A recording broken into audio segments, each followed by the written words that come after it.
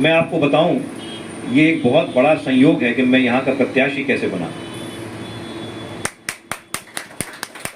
मैं और मेरे पिताजी हम लोग ग्वालियर स्टेशन से भोपाल जा रहे थे। आदरणीय बौद्ध जी और आपके जिलाध्यक्ष जी दीपेन जी, इनकी ट्रेन छूट गई। ये किसी दूसरी ट्रेन से भोपाल जाने वाले थे और ट्रेन छूटने के कारण ये भी उसी ट्रेन में चढ़ने के लिए स्टेशन पे खड़े हुए थे। वहाँ हमारी नमस्कार हुई, वहाँ हमारा परिचय हुआ। उसके पहले हमारा आमने सामने परिचय भी नहीं था। आप लोग इस बात को मानेंगे नहीं। जब मिले तो 5-7 मिनट प्लेटफॉर्म पे बात हुई, तब तक ट्रेन आ गई। हम लोग ट्रेन में बैठ गए। फिर ट्रेन में बैठ के 1-1.5 घंटे सामान्य चर्चाएं होती रही। ये पहली हमारी मुलाकात थी। उसमें आप दोनों ने, प्रभारी जी ने और जिलाध्यक्ष जी ने, हमसे कहा कि साहब हमारी पार्टी में हमेशा अच्छे लोगों के लिए जगह है, अगर कभी आपका मन हो तो आपका स्वागत है। अब ये इन्होंने किस भाव में कह दिया हमें नहीं पता, लेकिन इन्होंने कह दिया। हमने भी कहा अगर कभी ईश्वर का संयोग होगा तो बात करेंगे बैठ के। देखिए वो संयोग बना और मैं आज इस परिवार का हिस्सा हूं।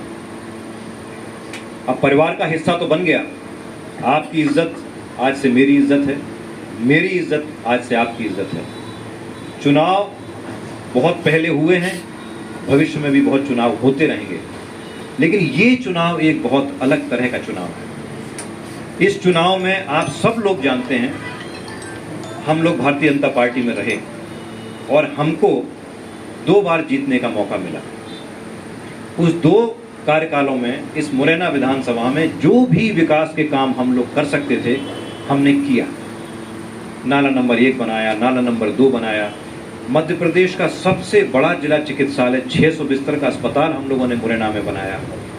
फ्लाईओवर बनाया, वीआईपी रोड बनाई, आपके अंडर ब्रिज बनवाया। अंडर ब्रिज के बाहर जो सीसी रोड है वो हम लोगों ने बनवाई झगड़ा करके। ये सब काम किए। सीवर का एक बड़ा प्रोजेक्ट हम लोग मुरैना में लेके आए। हालांकि वो प्रोजेक्ट बहुत अच्छे से लागू नहीं हो पाया। सड़कें खोद के डाल दी, ठीक से पाइप नहीं बिछाए, ऊपर नीचे कर दिए, छोटे पतले पाइप बिछा दिए। उसमें बहुत भ्रष्टाचार हुआ, बदमाशी हुई, बेईमानी हुई। 2018 में हम चुनाव हार गए। उसके बाद ये काम शुरू हुआ तो वो ठीक से हो नहीं पाया।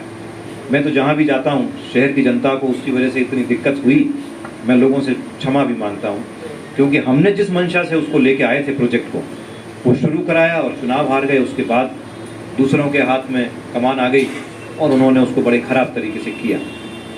कांग्रेस की सरकार 2018 में बनी। 2018 के बाद 1.5 साल तक उनकी सरकार रही। एमएलए भी उन्हीं के थे। कोई उपलब्धि वो मुरैना विधानसभा के लिए नहीं कर पाए। उसके बाद भारतीय जनता पार्टी की सरकार बन गई।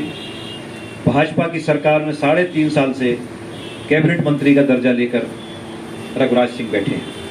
उन्होंने भी मुरैना विधानसभा के लिए एक भी उपलब्धि नहीं दी। ये जितने भी प्रत्याशी, ये दोनों पार्टियां, इनका किसी का भी मकसद क्षेत्र में काम करना, क्षेत्र की जनता के लिए सुविधाएं उपलब्ध कराना, उनके मान सम्मान को सुरक्षित रखना, शहर में क्षेत्र में अमन चैन कायम रखना, इनसे इनका कोई सरोकार नहीं है।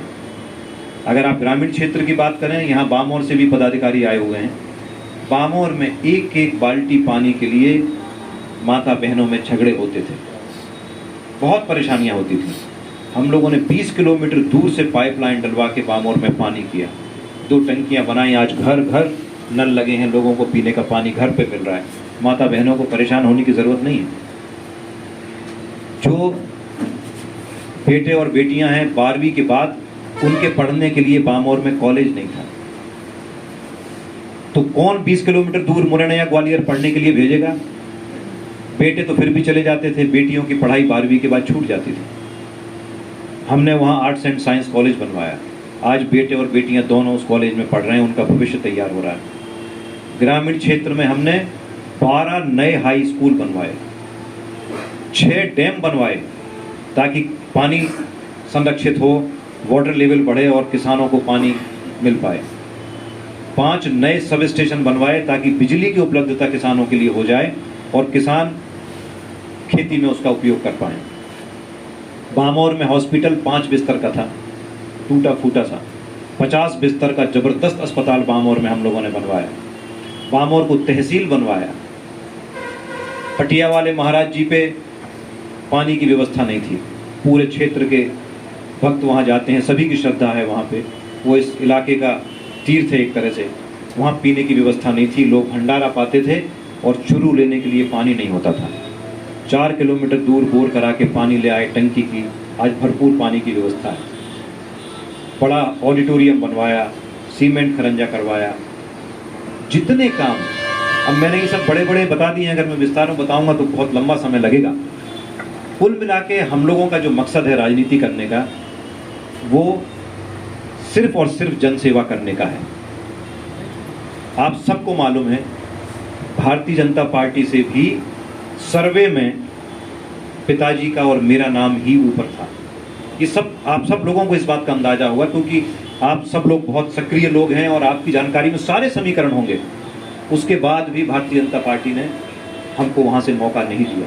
कारण जो काम करता है उसको घर बिठा लो, ये काम करने वालों को मौका नहीं देना चाहते। अभी मैं आपको एक और उदाहरण बताता हूं। वार्ड नंबर 25-26, मैं वहां ऐसे ही बैठने और जनसंपर्क के लिए गया। सारे लोगों ने मुझसे ये कहा कि भाई साहब आप बैठने तो आए हो। हमने सब नेताओं से कह ली, हमारे रेलवे पटरी के किनारे किनारे जो नाला है, इसकी सफाई नहीं हुई 5-6 साल से। जब रुस्तम सिंह जी मंत्री थे तब एक बार उन्होंने साफ कराया था, तब से उस बात को 5-6 साल हो गए, इसकी सफाई नहीं हुई। पूरा नाला जाम है, जरा सा पानी गिरता है और घरों में पानी भर जाता है, बहुत बुरी स्थिति होती है। आप इसको बनवा दो।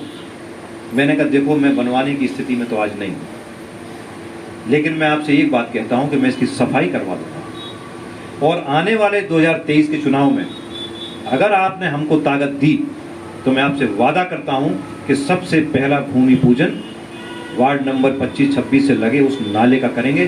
उसको अंडरग्राउंड करेंगे और अंडरग्राउंड करने के बाद उस पर सीमेंट की बढ़िया रोड बनाएंगे ताकि लोगों के आने जाने की सुविधा हो जाए। जब हमने उस नाले की सफाई के लिए बात की कमिश्नर से, तब हम बीजेपी में थे। मैं आपको अंदर की बातें बता रहा हूँ। आज कमिश्नर नगर निगम ने बोला कि ठीक है साफ सफाई करवाते हैं।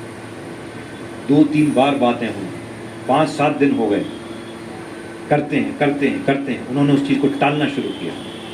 एक दिन सर्किट हाउस पे मैं भी था, पिताजी भी थे, कमिश्नर नगर निगम को, टैगोर जो हैं जगदीश टैगोर जी, उनको और जो ई हैं इनको, तीनों को बुलाया और उनसे ये पूछा करोगे कि नहीं करोगे ये बताओ। तब दबाव बना के, डांट के उनसे काम शुरू कराया। जब काम शुरू हुआ तो महापौर ने उसमें अड़ंगा डाला। उन्होंने कहा कि इस काम को रुकवाओ। इसका श्रेय तो वो राकेश ले रहा है, वो वहाँ खड़ा होकर सफाई करा रहा है। मैंने उनको धमकी दी कि अगर आपने इस काम को शुरू नहीं किया तो मैं खुद अपने 10-20 कार्यकर्ताओं को लेकर नाले में उतर के सफाई का काम करूंगा। तब जाके उन्होंने वहाँ पे टीम भेजी, मैं लेके गया, टीम को खड़े होकर काम शुरू कराया। 4 दिन काम चला, रुकवा दिया। हमने फिर दबाव बनाया। कैसे कैसे मुश्किलों के पीछे पड़ के हमने उस नाले की सफाई कराई, हम जानते हैं। ये लोग न तो काम करना चाहते हैं, न काम करने देना चाहते हैं। और जो काम करना चाहते हैं, ये चाहते हैं कि वो लोग चुपचाप अपने घर बैठें। तो जो अभी दीपेंद्र जी ने शेर सुनाया कि आपको संघर्ष तो करना पड़ेगा, आपको लड़ाई तो लड़नी पड़ेगी। और उसके लिए हमारी सबसे बड़ी आदर्श हैं हमारी बहन मायावती जी, जिन्होंने उस सीमा पे जाके संघर्ष किया जिसकी हम लोग कल्पना भी नहीं कर सकते। उन्होंने बहुत अन्याय, बहुत अत्याचार, बहुत संघर्ष किया उन्होंने। तब जाके इतना बड़ा संगठन खड़ा हुआ, तब जाके वो मुख्यमंत्री 4-4 बार बन पाई, और तब जाके हम लोग को परिवार की तरह यहाँ बैठने का आज मौका मिल रहा है। तो हम सब चाहते हैं कि हम अपनी ऐसी बहन मायावती जी को तोहफे में कुछ दें। मुझे ऐसा लगता है व्यक्तिगत तौर पे कि हम उनको विधायक से ज़्यादा कीमती कोई तोहफा नहीं दे सकते। तो आप सब लोग ये ठान लीजिए कि हमको मुरैना जिले से, सबलगढ़ से सोनी धाकड़ को, जौरा से, सुमावली से, मुरैना से, दिमनी से, अंबा से, सब जगह हमको मिलकर ताकत लगानी। हमको ये संदेश देना है कि हम सारे के सारे प्रत्याशी भी एक हैं और हमारी पूरी पार्टी भी एक है। मैं अगर मदद कर सकता हूं दिमनी में तो मैं जी जान लगा के दिमनी में मदद करूंगा। मैं मदद कर सकता हूं सुमावली में तो मैं जी जान लगा के सुमावली में मदद करूंगा। सुमावली वाले अजब सिंह कुशवाहा जी, बलवीर दंडोतिया जी, ये मुरैना में मदद करेंगे। हम सब मिलकर चुनाव लड़ेंगे और इस चुनाव को हम उस मुकाम पे पहुंचा देंगे कि ऐसी ऐतिहासिक जीत मुरैना विधानसभा की होगी और इस जिले में इतनी सीटें इस बार अपनी पार्टी की आएंगी कि कांग्रेस और बीजेपी वाले देखते रह जाएंगे कि ये क्या हो गया। 2-3 बातें मैं आप लोगों के ध्यान में और लाना चाहता हूं। भ्रम फैलाए जाएंगे, ये आपके बीच में बातें लाई जाएंगी कि फलाना आदमी कांग्रेस से आया है, वो लौट के कांग्रेस में चला जाएगा, फलाना आदमी बीजेपी से आया है, ये लौट के बीजेपी में चला जाएगा। मैं आपको बहुत स्पष्ट तौर पे बता दूं, नरेंद्र सिंह तोमर जी कभी नहीं चाहेंगे कि मैं बीजेपी में लौट के जाऊं। मैं नाम लेके कह रहा हूं आपसे। सिंधिया जी कभी नहीं चाहेंगे कि मैं लौट के बीजेपी में जाऊं। वीडी शर्मा जी प्रदेश अध्यक्ष हैं, वो कभी नहीं चाहेंगे कि मैं बीजेपी में जाऊं। अगर ये तीनों चाहते तो हम बीजेपी से बाहर ही नहीं आते। ये तीनों जब तक वहां बैठे हैं तब तक बीजेपी में हम ही नहीं जाएंगे। तो अब मैं इस परिवार का हिस्सा हूं और मैं प्रार्थना करूंगा भगवान से कि मुझे पूरे जीवन इसी परिवार का हिस्सा बना के रखना। तो मेरा वादा है आप लोगों से कि ये संघर्ष हम और आप सब मिलके करेंगे। और ये चुनाव मेरा चुनाव नहीं है, ये सामान्य चुनाव नहीं है। बीजेपी को इतनी भारी कसक है इस बात की कि ये बीजेपी से छोड़ के बीएसपी से चुनाव कैसे लड़ रहे हैं। वो अपने षड्यंत्र भी करेंगे, अपनी ताकतें भी लगाएंगे, लेकिन मुझे ऐसा लगता है कि जितना ताकतवर संघर्षशील कार्यकर्ता हमारी पार्टी में है, बहुजन समाज पार्टी में है, और बहन मायावती जी का आशीर्वाद हम सब लोगों के साथ है, हमारा कोई बाल बांका नहीं कर सकता। रही बात डरने की, मुझे तो नहीं लगता कि हमारे किसी कार्यकर्ता को डराने की हिम्मत किसी की भी है। इस बारे में आप लोग कतई कोई भी चिंता मत कीजिएगा। मेरे कार्यकर्ता मेरे परिवार की तरफ अगर कोई गलत नजर उठा के भी देखेगा तो उसको जीवन के वो परिणाम भुगतने पड़ेंगे कि नजर उठाना भूल जाएगा। इसलिए आप लोग पूरी ताकत से, पूरी मेहनत से इस चुनाव में लग जाइए। और चुनाव राकेश रुस्तम सिंह नहीं लड़ रहा है, चुनाव लड़ेगा संगठन। जीत होगी संगठन की। चुनाव लड़ेंगे आप, चुनाव जीतेंगे आप, और विधायक भी बनेंगे आप। और आप लोगों के मान सम्मान में आप देखिएगा कि मैं क्या क्या करता हूं। मैं आपका भाई हूं, मैं आपका बेटा हूं।